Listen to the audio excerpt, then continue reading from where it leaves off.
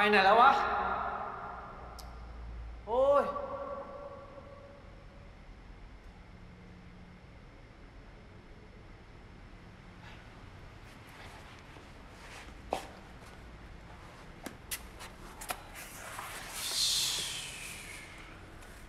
ไปไหนแล้ววะสองคน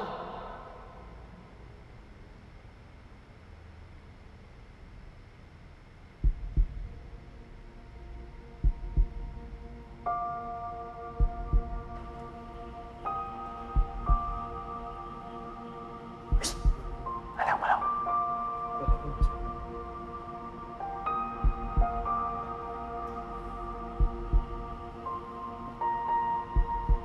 ไปแล้ว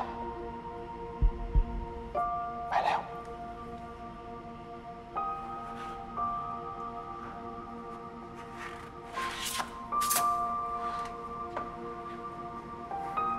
โอ้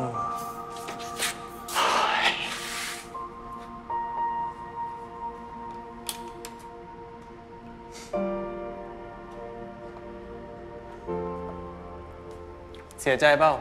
ที่โค้ดตรวจไม่เหมือนที่คิดไว้อะไม่นะ เขาก็แค่ผงผางไม่งั้นแหละมั้ง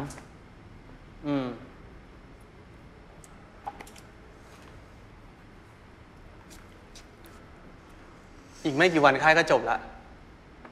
หลังจากนี้เราจะเป็นไงวะ ก็ทีมชาติไง อย่างน้อยๆก็พี่อะคนหนึ่ง ไปด้วยกันดีวะ ได้ดิ ไปทีมชาติชุดใหญ่เลยนะ แล้วก็ไปเป็นโค้ช แล้วเราก็ไปเปิดโรงเรียน ได้หมดอะ ได้หมดเหมือนกัน งั้นค่อยว่ากันนะ ว่าจะมีตังค์หรือเปล่า รู้ทันตลอดเลยวะเซ็ง